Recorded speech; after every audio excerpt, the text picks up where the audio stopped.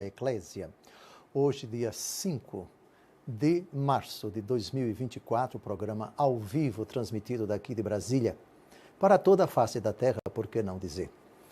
Que bom que você estará conosco, espero que permaneça até o fim conosco, porque o argumento de hoje é de grande relevância para mim, para você. Toca-nos a todos, porque é uma característica de Cristo que devemos imitar. Ele que disse, aprendei de mim.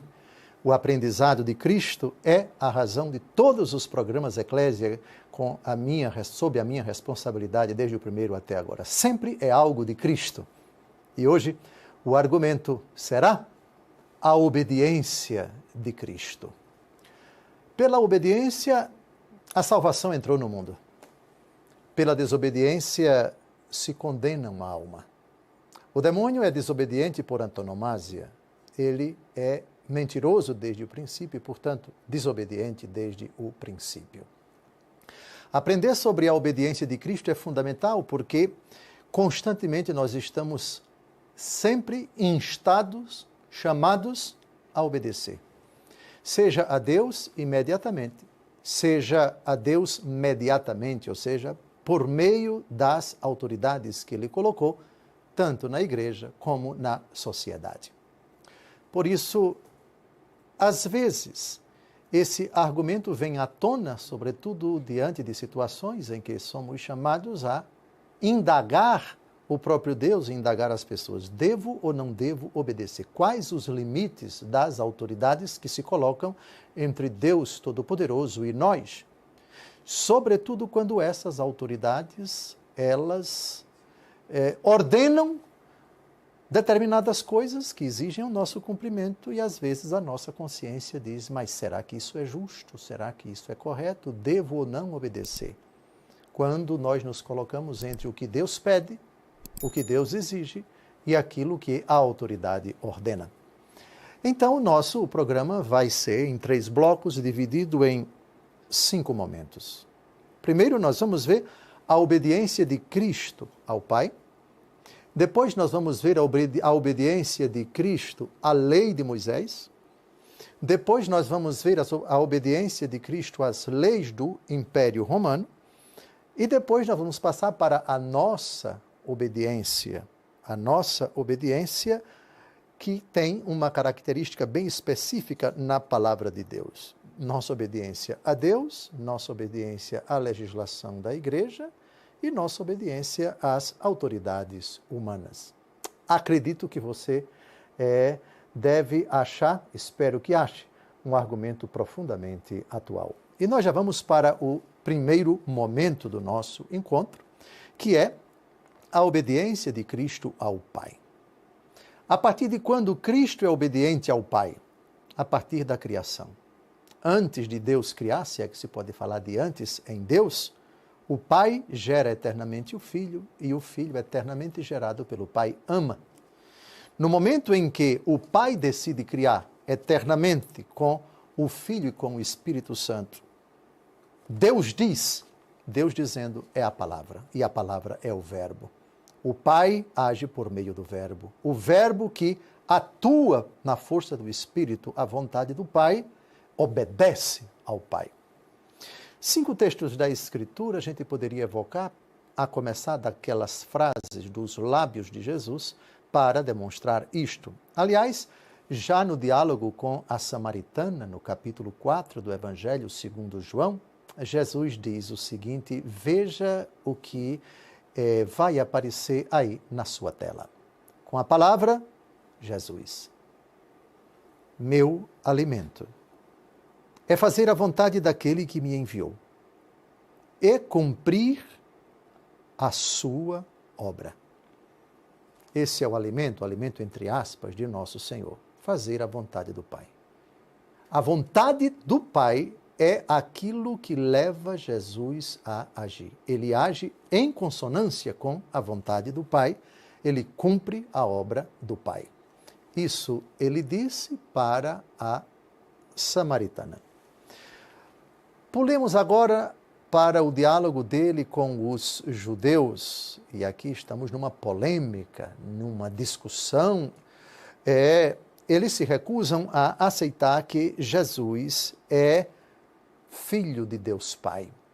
Quando Jesus diz isso com todas as letras, eles pegam em pedras para apedrejar Nosso Senhor. Malgrado isso, Jesus diz com todas as letras, Jesus ressalta, Jesus reforça, Jesus categórica e reiteradamente afirma, sem nenhuma sombra de dúvidas, tudo o que ele diz e tudo o que ele faz enquanto Verbo encarnado é obediência ao Pai. João, capítulo 8, versos de 28 a 29. Quando tiverdes levantado o Filho do Homem, então conhecereis quem sou, e que nada faço de mim mesmo, mas falo do modo como o Pai me ensinou. Aquele que me enviou está comigo. Ele não me deixou sozinho, porque faço sempre o que é do seu agrado. Não existe na Bíblia uma definição de obediência, mas com as palavras de Nosso Senhor, nós já podemos conceituar a obediência cristã, partindo de Cristo obediente. Fazer sempre o que agrada ao Pai. Essa é a obediência de Cristo e, óbvio, é a nossa obediência. Passemos para o terceiro texto. Estamos agora em Mateus, capítulo 26, versos de 39 a 42. Pelo número do capítulo, nós já sabemos onde é que Jesus está nesse momento. Está em agonia. Está no Jardim das Oliveiras. E ele vai fazer um pedido ao Pai. E a forma como ele faz o pedido, se possível, já indica que estamos diante de um humilde e obediente. Apavorado, angustiado, profundamente perturbado a ponto de suar sangue, mas mesmo nesse momento dramático, nosso Senhor Jesus Cristo reitera a sua obediência. Com a palavra, em agonia, o Senhor Jesus. Meu Pai, se é possível, afasta de mim este cálice. Todavia não se faça o que eu quero, mas sim o que tu queres. Meu Pai, se não é possível que este cálice passe sem que eu beba, faça-se a tua vontade.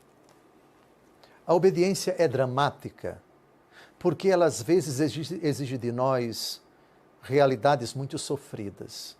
A obediência é uma virtude heróica, onde, quando existe uma suposta contraposição entre o que a carne pede e aquilo que Deus pede, a carne se expressa, se possível, afasta de mim isto que tu estás agora reservando para mim.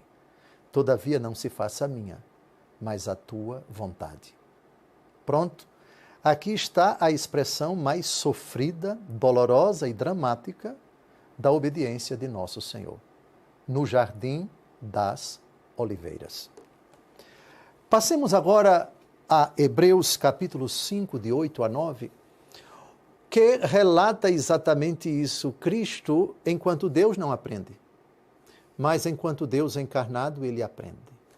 E aprende precisamente na obediência.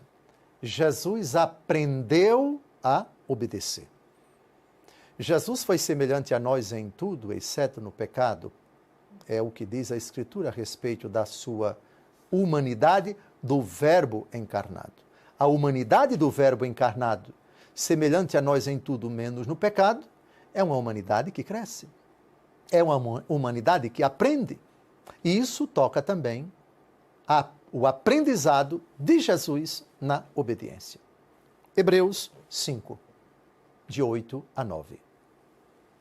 Embora fosse filho de Deus, aprendeu a obediência por meio dos sofrimentos que teve.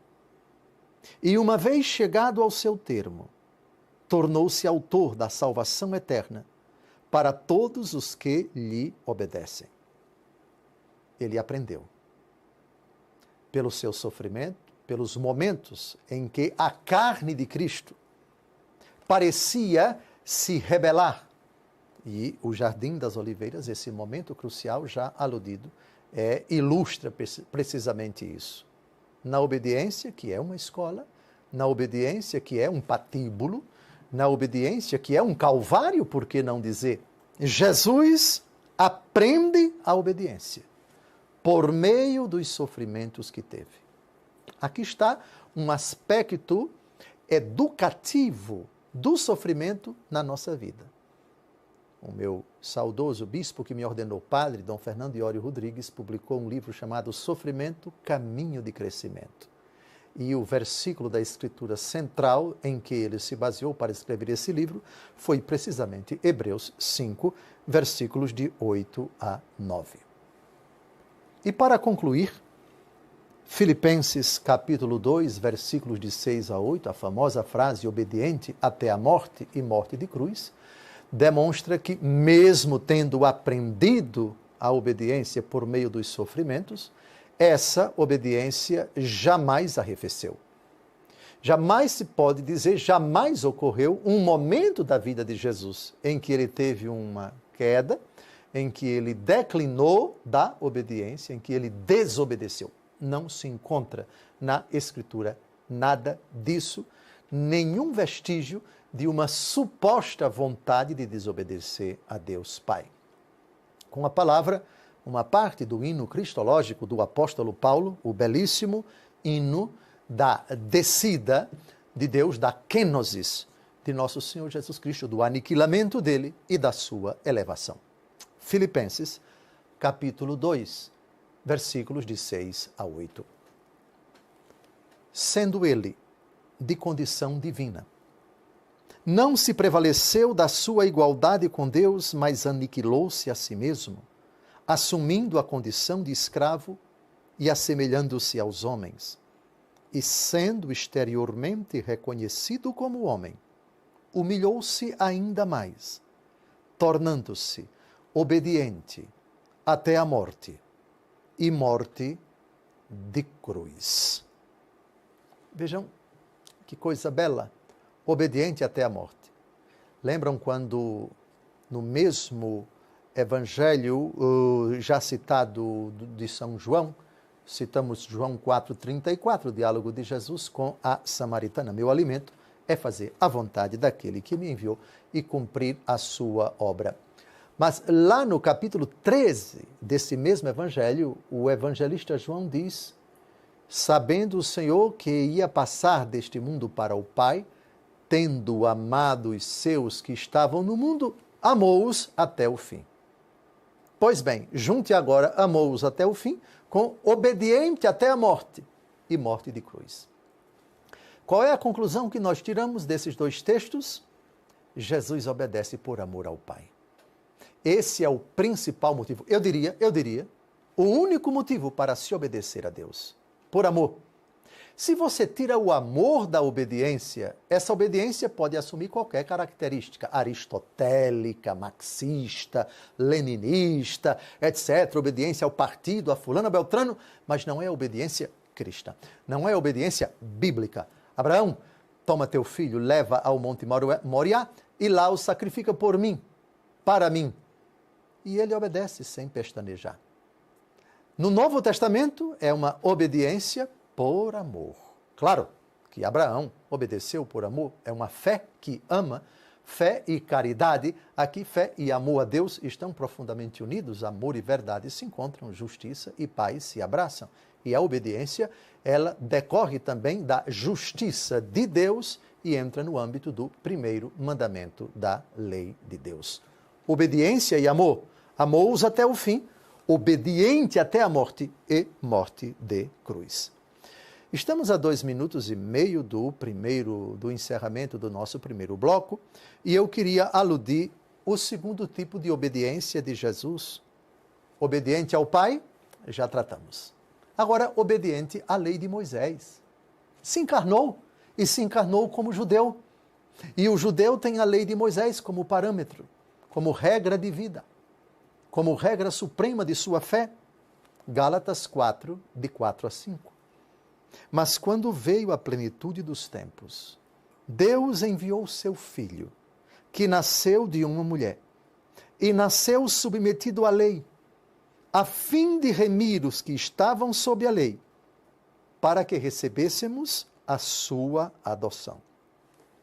Nasceu submetido à lei, como todo judeu. Verbo encarnado, verdadeiro homem, judeu. Obediente à lei de Moisés, temente à lei de Moisés, praticando a lei de Moisés.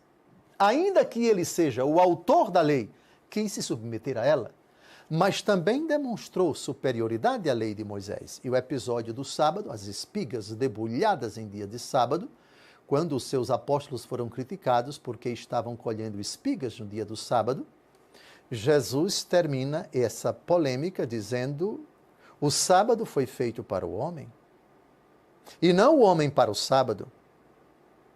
E o Filho do Homem é Senhor do sábado.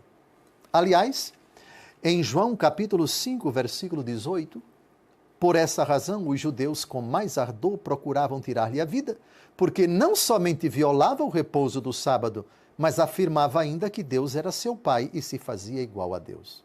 Jesus nunca violou o sábado, violou na perspectiva deles, que achavam que determinadas coisas não deviam ser feitas em dia de sábado, e Jesus revela sua superioridade ao sábado. Agradeço a você que já enviou sua pergunta pelo WhatsApp. Eu já as recebi e vou respondê-las no próximo bloco. Agradeço a sua participação e você pode enviar para este número que está aparecendo aqui na tela. Será um prazer responder a sua pergunta. Você pode enviar também para o meu Instagram, que é @DomJosé_Falcão_Oficial. Eu estou aqui aguardando a sua participação. Terminou o primeiro bloco? Não saia daí, daqui a pouco a gente volta.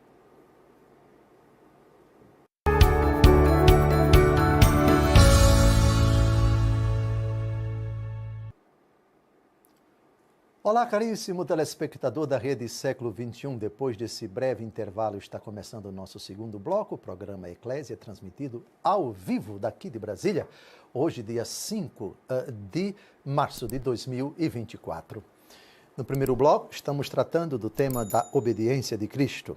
Vimos no primeiro bloco dois aspectos da obediência de nosso Senhor e Salvador Jesus Cristo. O primeiro, a obediência dele ao Pai, e segundo aspecto, a obediência de Cristo à lei de Moisés. Mas nosso Senhor foi obediente também às leis do Império Romano. Sim, dois episódios da vida dele demonstram isso. Eu quisera citar Mateus 17, de 23 a 26, para que ninguém concluísse que nosso Senhor foi um rebelde, provocou, causou, foi o autor de alguma insurreição, de alguma rebelião contra as leis do Império Romano. As leis civis, digamos assim, do seu tempo. Com a palavra, o evangelista Mateus, capítulo 17, de 23 a 26. Logo que chegaram a Cafarnaum, aqueles que cobravam o imposto da didracma aproximaram-se de Pedro e lhe perguntaram: teu mestre não paga a didracma? Paga sim, respondeu Pedro. Mas quando chegaram a casa, Jesus preveniu, dizendo: que te parece, Simão? Os reis da terra de quem recebem os tributos ou os impostos? De seus filhos ou dos estrangeiros? Pedro respondeu: dos estrangeiros. Jesus replicou: os filhos então estão isentos, mas não convém escandalizá-los. Vai ao mar, lança o anzol, e ao primeiro peixe que pegares abrirás a boca e encontrarás um estatere. Toma-o e dá-o por mim e por ti. Jesus, como Deus, não está obrigado a pagar imposto, a cumprir as leis de quem quer que seja. Mas ele se encarnou e não quer dar escândalo. E decidiu pagar ali na frente de todo mundo o tributo para o templo. Primeira prova, e esse tributo foi estipulado pelo Império Romano. Uma forma de manter o templo. Todo judeu, a partir de uma certa idade, se não me engano, 18 anos, era obrigado a pagar esse imposto, digamos, anual. Agora vamos ao segundo caso, e esse é mais famoso ainda, a famosa frase: dai a alguém o que é de alguém e dai a outro o que é do outro. Vocês já sabem do que eu estou falando. O episódio do tributo a César. É lícito ou não pagar esse tributo? Mateus 22, de 17 a 21. Dize-nos, pois, o que te parece. É permitido ou não pagar o imposto a César? Jesus, percebendo sua malícia, respondeu: Por que me tentais, hipócritas? Mostrai-me a moeda com que se paga o imposto. Apresentaram-lhe um denário. Perguntou Jesus: De quem é esta imagem e esta inscrição? De César, responderam-lhe. Disse-lhes então Jesus: Dai, pois, a César o que é de César, e a Deus o que é de Deus. Resposta magnífica. Se Jesus dissesse que não era lícito pagar o imposto a César, seria acusado de desobediente às leis romanas, seria preso naquela hora. Se Jesus dissesse que não era lícito, seria preso. Se dissesse que era lícito, os judeus iriam acusá-lo de traição à fé judaica, porque estaria do lado dos romanos. Jesus, porém, que de besta não tem nada, calou a boca de todos eles com essa resposta sábia. Dê a César o que é de César, mas dê a Deus o que é de Deus. De Jesus, agora passamos para nós. A nossa obediência, ela tem que características? Você já ouviu esse ditado, manda quem pode e obedece quem tem juízo? Se você é cristão e tem juízo, nunca mais diga uma coisa dessa. E vou provar, agora, com 2 textos da carta aos Romanos. A carta aos Romanos começa com essa expressão e termina também com essa expressão. A carta aos Romanos é a carta da obediência. Mas de que obediência estamos tratando? Com a palavra, o apóstolo Paulo. Romanos, capítulo 1, de 1 a 5. Paulo, servo de Jesus Cristo, escolhido para ser apóstolo, reservado para anunciar o Evangelho de Deus.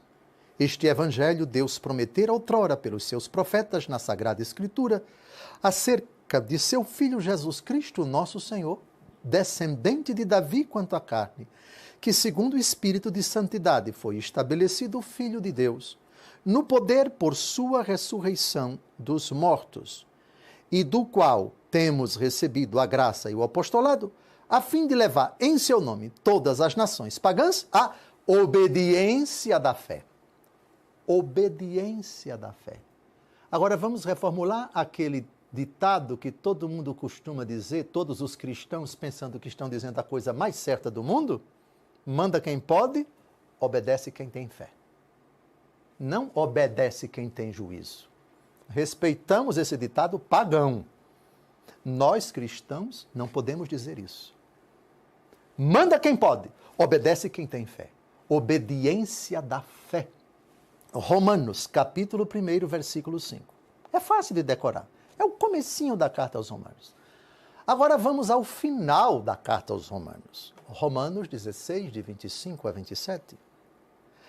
Aquele que é poderoso para vos confirmar, segundo o meu evangelho, na pregação de Jesus Cristo, conforme a revelação do mistério, guardado em segredo durante séculos, mas agora manifestado por ordem do eterno Deus e por meio das escrituras proféticas, dado a conhecer a todas as nações, a fim de levá-las à obediência da fé, a Deus único, sábio, por Jesus Cristo, glória por toda a eternidade. Amém.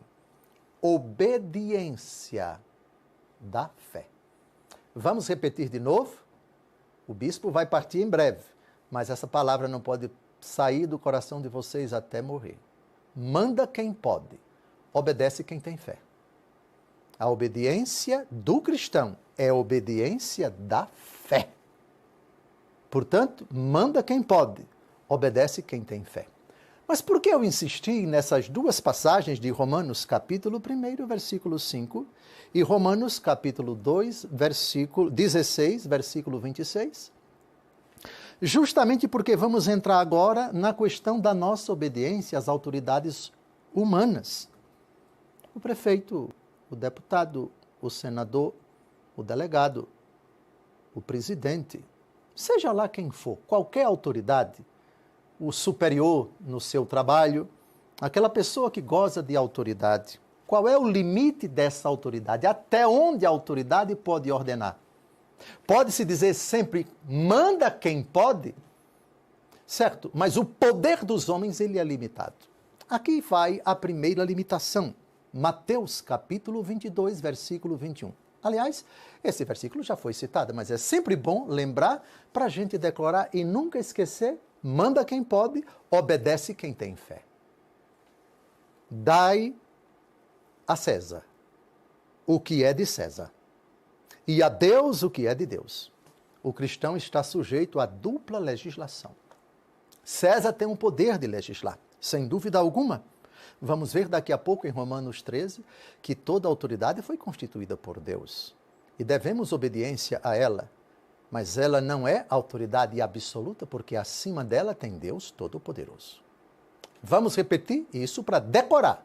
Mateus 22, 21, dai a César o que é de César. César é o imperador romano no tempo de Jesus, que evidentemente nos nossos tempos se aplica essa expressão a qualquer autoridade, a qualquer pessoa que a sociedade que revestiu de uma certa autoridade. Dai a César o que é de César, mas a Deus o que é de Deus. Ou seja, devemos respeitar, obedecer, acatar as leis de César, desde que as leis de César não se contraponham, não entrem em contradição com a lei de Deus. Avancemos agora quando os apóstolos foram presos pelas autoridades religiosas que intimaram a eles a não pregar o nome de Cristo. Atos 5, de 27 a 29.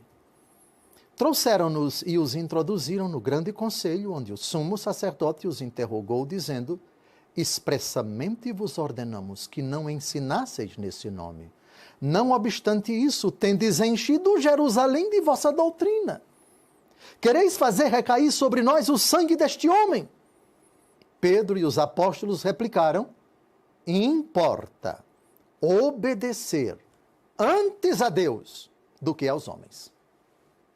Lembram? Primeira frase, Mateus 22, 21. Dai a César o que é de César. E dai a Deus o que é de Deus.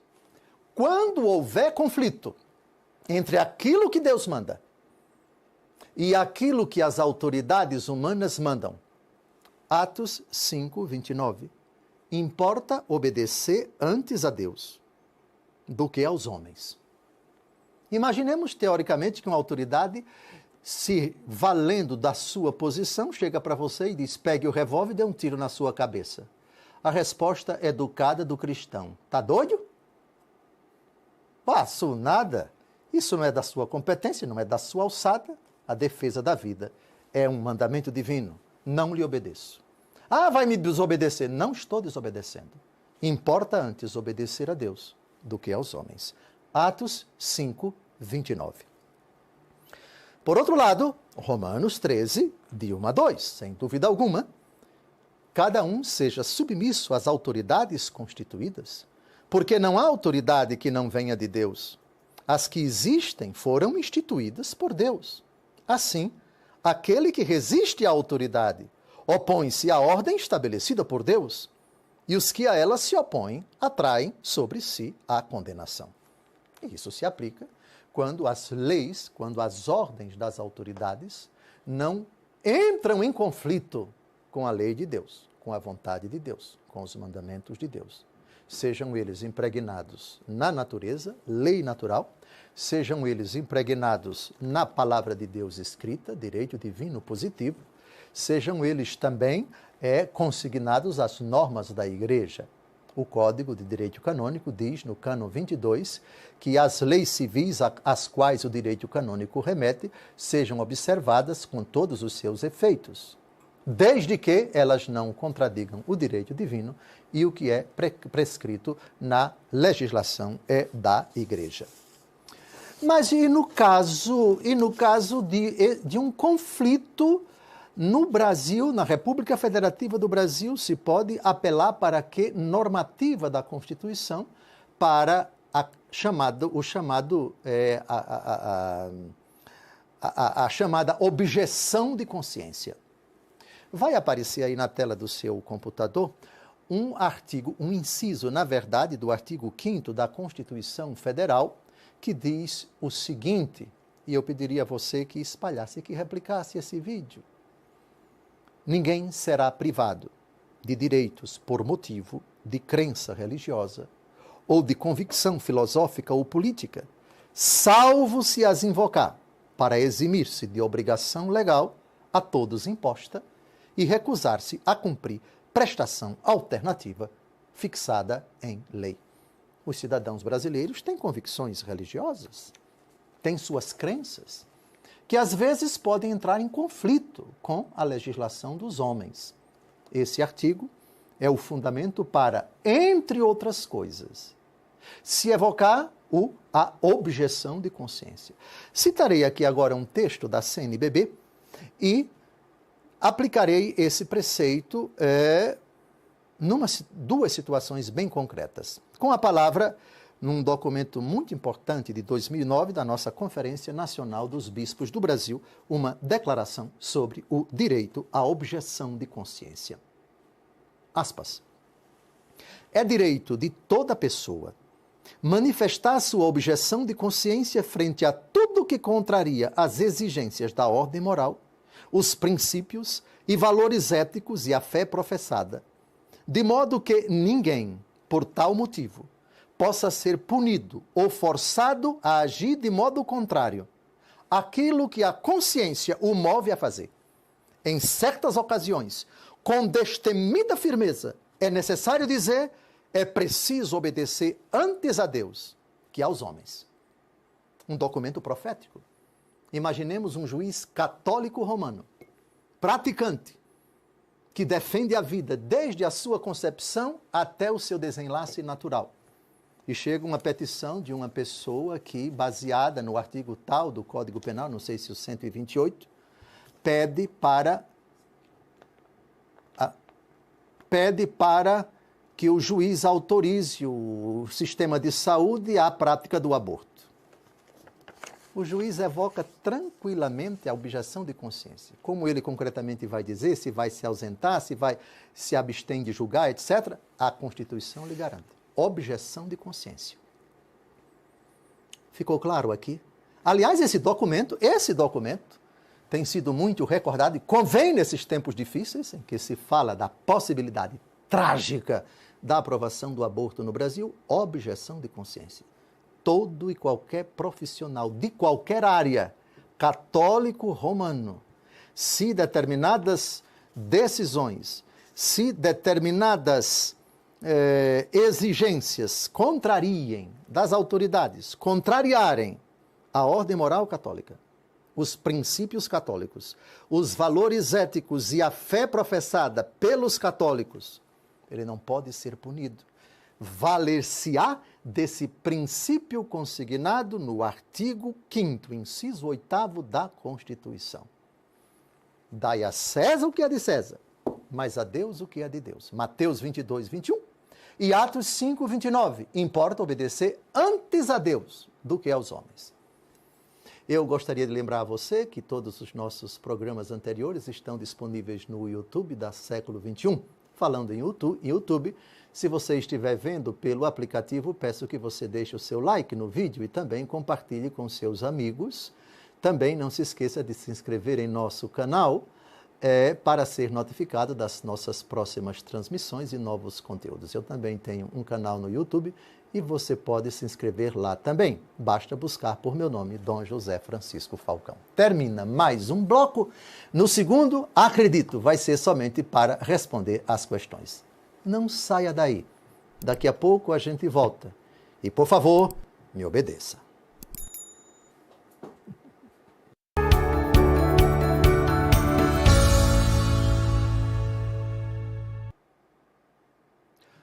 Olá, caríssimo telespectador da Rede Século XXI, obrigado por ter permanecido conosco depois desse segundo intervalo. Está começando o terceiro e último bloco do nosso programa Eclésia, transmitido ao vivo de Brasília. Hoje são 8h12, aqui na capital federal, e dia 5 de março de 2024. O tema de hoje, a obediência de Cristo. Eu quero agradecer a todos os sócios da Associação do Senhor Jesus que são fiéis em suas doações e orações. Graças à sua generosidade, esse programa que está no ar, toda essa estrutura aqui em Brasília, tudo isso foi possibilidade que se torna realidade com a generosidade de vocês, para que nós possamos daqui de Brasília falar para vocês. A generosidade, a doação de vocês são fundamentais. Se você é sócio, seja fiel na sua doação para que a associação, que é do Senhor Jesus, como sempre insisti, o padre Eduardo Dougart, fundador da associação. E se você não é sócio, está acompanhando o programa, está gostando, eu peço a você que doe pelo Pix que aparece aí na sua tela, é simples de doar, e você ajudará a Associação do Senhor Jesus na missão de evangelizar. Obrigado, obrigado, obrigado. E lembrem-se, nós já cobrimos a Igreja das Mãos Ensanguentadas de Jesus lá em Valinhos, e graças à sua doação. E as obras continuam. Obrigado porque você é generoso para conosco. Deus recompense. Deus ama a quem dá com alegria, segundo aos Coríntios, capítulo 9, versículo 7. Caio, vamos então agora tentar responder as perguntas que chegaram aqui. Os nomes dos interrogantes a gente deixa no anonimato, pois o importante são as perguntas. Eu repito, elas chegam aqui e eu não sei, vou ler agora a primeira. A queima-roupa, ou seja, eu sei do conteúdo das perguntas agora. As que vocês acabaram de enviar. Vamos à primeira. Dom José, quando Jesus chegou lá no templo e expulsou os vendilhões e cambistas, como vimos no evangelho do último domingo, ele estava sendo obediente ao Pai? Completamente, por vários motivos. Primeiro, com o chicote na mão, ele disse, tirem isto daqui e não façam da casa do meu Pai uma casa de comércio, e na versão do outro evangelista, um covil de ladrões. Casa do meu Pai.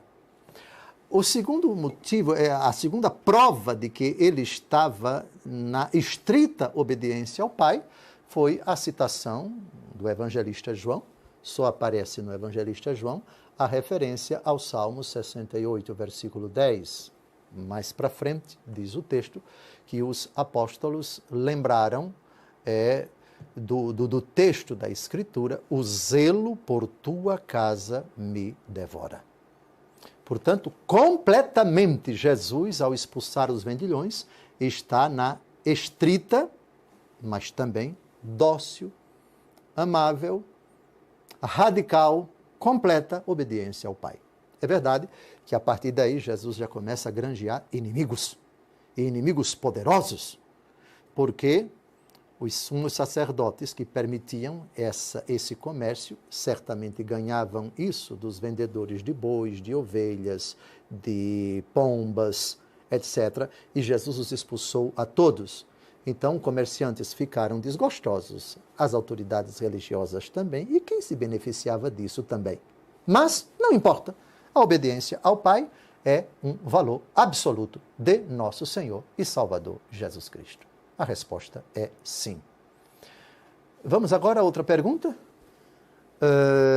Como fugir do orgulho e ser mais obediente, principalmente quando sei que a ordem é lícita, mas não é a melhor coisa a se fazer na ocasião? Manda quem pode, obedece quem tem fé. Se você julga que não é a melhor decisão, você pode, se a autoridade permite, permita-me, por favor, expressar a minha opinião. O senhor pode me escutar? Me permita dar o meu parecer sobre a ordem a ser cumprida. Eu vou cumprir, sem dúvida alguma. Mas, na minha opinião, poderia ser feito dessa forma, ou um pouco mais na frente, ou então não ser feito.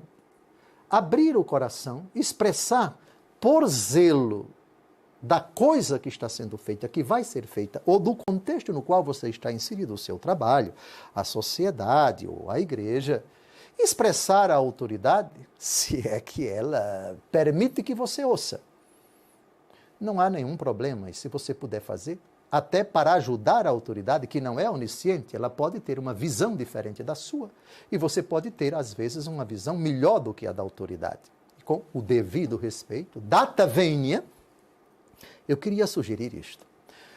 Todavia, se isso não é possível, a não ser que aquilo que está sendo mandado viole a lei de Deus, ou viole a lei dos homens, cumpra. Cumpra. Agora, se viola a lei dos homens, ou viola a lei de Deus, ou as duas coisas, mas a pergunta foi se a ordem é lícita. Lícita, suponho, você que me interrogou, o seu nome está aqui, eu não vou dizer. Lícita à luz da lei de Deus, e é lícita à luz da lei dos homens, mesmo que você ache que não é a melhor opção, cumpra. Porque na dúvida sobre qual é a melhor opção, se a ordem não é ilícita, a autoridade vai responder diante de Deus e diante das outras autoridades, a sua consciência, você foi um simples executor. E não pecou porque a ordem não violou a lei de Deus e não violou a lei dos homens. Vamos à próxima pergunta, Caio. As perguntas chegam aqui a queima-roupa. Vocês não imaginem a tensão que eu tenho de saber na hora e tenho que dar uma resposta segura. E eu não tenho o direito de errar. Não, em termos de doutrina, em termos de fé, eu não posso errar. Eu não tenho o direito de fazer isso, porque não estou aqui para pregar o que eu acho ou o que eu penso, mas o que ela diz, o que ela ensina. É a fé da igreja aqui que tem que ser traduzida nas respostas e lá vamos mais um tiro a queima-roupa. O que é a verdadeira obediência e como alcançá-la, discernindo quando devemos ou não obedecer. Bem, eu acho que a resposta foi dada nos dois blocos anteriores. A lei é lícita, a ordem é lícita, perdão, quando ela não viola a lei de Deus, temos que ir sempre pela negativa. Não viola a lei de Deus. A autoridade que está dando a ordem é legítima. E também não viola a lei dos homens. Ainda que seja difícil. Impossível não. Se é uma coisa impossível, ela viola a lei natural. Ad impossibilia nemo temetur. É um princípio do direito. Para as coisas impossíveis, você não está obrigado. A autoridade diz, você tem que plantar a bananeira no ar. Eu não posso. A bananeira tem que ser plantada na terra. É um exemplo jocoso que eu estou dizendo. Então, a questão da liceidade ou da iliceidade de qualquer ordem dada por qualquer autoridade, inclusive dentro da igreja, uma autoridade, um sacerdote, um bispo, que manda você pecar. Eu estou mandando. Epa! O pecado, ele é proibido pela Escritura, e a Escritura é palavra de Deus, portanto, o direito divino positivo está acima do Senhor. Há de se submeter à ordem dada. Primeiro, veio de quem? Se é uma autoridade legítima. Então, numa diocese, um padre recebe uma ordem de um bispo que não é daquela diocese, para executar algo dentro da diocese dele. Não, mas ele é bispo, certo? Ele é bispo na jurisdição dele, mas ele está dando uma ordem que não é da competência dele, porque eu sou súdito dessa diocese e obedeço ao bispo dessa diocese. E no que toca ao meu ofício eclesiástico, que a igreja me conferiu por meio do meu bispo, para exercer o meu ministério na minha jurisdição, paróquia, comunidade, etc., o meu superior é o meu bispo e não aquele outro bispo. Eu estou dizendo assim uma coisa hipotética, mas eu acredito que isso não acontece dentro dele. Mas só uma hipótese, por favor. Ou então aquele prefeito daquela cidade que dá uma ordem para um cidadão que é súdito que mora em outro município. A jurisdição desse prefeito é no município dele. Enfim, então é preciso, primeiro, ponderar diante de Deus se a autoridade é legítima. Segundo, se a ordem dela é legítima. Acima de qualquer autoridade, dentro ou fora da igreja, existe Deus Todo-Poderoso. Da mesma forma, a autoridade civil. Da mesma forma, a autoridade militar. Esses dois princípios são fundamentais. Você decorou? Ah, Mateus 22, 21 e Atos 5, 29. Quer repetir comigo para ganhar uma passagem a pé depois desse encontro para Maceió, para as lindas praias mais bonitas do mundo, as praias de Maceió? Vamos repetir Mateus 22, 21? Dai a César o que é de César e a Deus o que é de Deus. Primeiro princípio. Isso se aplica também na relação entre filhos e pais. Os pais não podem dar todas as ordens e quaisquer ordens para os filhos. Eles estão sujeitos a uma legislação acima deles. À luz da fé, Deus Todo-Poderoso. Manda quem pode, obedece quem tem fé. Romanos capítulo 1, versículo 5 e Romanos 16, versículos de 26 a 27. Portanto, esses elementos precisam ser ponderados. Há de se submeter serenamente sob o crivo da hierarquia das autoridades. Se aquela ordem está sendo dada por uma autoridade legítima e se trata de uma ordem legítima, à luz da lei de Deus, direito natural, direito divino positivo, direito natural é aquele que está impregnado na própria natureza. E direito divino positivo, a palavra de Deus. E, obviamente, depois vêm as outras legislações, da mesma forma que em âmbito civil, primeiro a Constituição, depois a federal, depois a Constituição dos estados, depois a lei orgânica do município e assim por diante, na subordinação, na hierarquização das leis. Existem leis que são subordinadas às outras leis, até a lei máxima no país, que é a Constituição. E à luz da fé, a Constituição está abaixo da lei de Deus e há de se evocar com esses dois princípios, a César o que é de César e a Deus o que é de Deus, e importa obedecer antes a Deus do que aos homens. Caio, ainda temos mais alguma pergunta? Essa foi demais, viu? Essa foi a queima-roupa. Acredito que eu me saí bem. Dom José, a obediência é uma virtude? Sem o Espírito Santo posso alcançá-la? É uma virtude. A virtude por meio da qual entrou a salvação. Eu disse isso no começo. Pela obediência, obediência até a morte e morte de cruz, entrou a salvação. Sem o Espírito Santo, em João capítulo 15, versículo 5, Jesus diz, sem mim nada podeis fazer. O mesmo que se aplica também ao Espírito Santo. Ninguém pode dizer Jesus Cristo é o Senhor senão no Espírito Santo. Portanto, o Espírito Santo, que é o dom de Deus, sem ele nós nada somos, não podemos produzir, não podemos pensar, não podemos agir. Ele que opera em nós com gemidos inefáveis. Romanos capítulo 8, versos de 26 a 28. Caio, ainda temos perguntas? Temos 3 minutos e 30 segundos. Misericórdia. Mais outro tiro a queima-roupa. Qual tipo de autoridade o diretor espiritual tem sobre o dirigido? Quando desobedecer é pecado? Bom, a autoridade do diretor espiritual é conduzir o dirigido até Cristo. Ajudá-lo, primeiro com seu testemunho de vida. As palavras convencem, mas os testemunhos arrastam.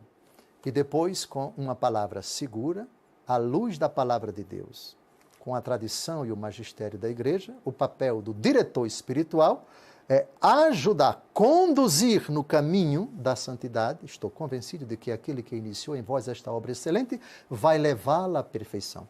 É um coadjutor que vai ajudar o fiel a formar a sua consciência, purificá-la dos elementos contrários, errôneos, contraditórios, incompatíveis com a fé que ele professa. O diretor espiritual tem esse papel, levar o seu dirigido a Romanos capítulo 1, versículo 5, obediência da fé. Ele não está preocupado, nem é sua finalidade, nem é sua competência que o fiel obedeça a ele.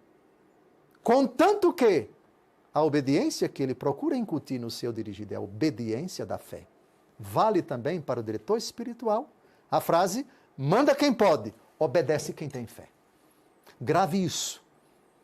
Diante de um eventual diretor espiritual que aconselhe o que não é de Deus, aqui o seu limite. Você está indo longe demais, não posso aceitar isso. Se aplica a qualquer pessoa. Jesus precisou dizer para o primeiro Papa, vá de retro, Satanás. Teus pensamentos não são de Deus, mas dos homens. colocou o apóstolo Pedro, que cheio de boa intenção, quis dar um conselho a Nosso Senhor, pretensão das pretensões, arrogância das arrogâncias.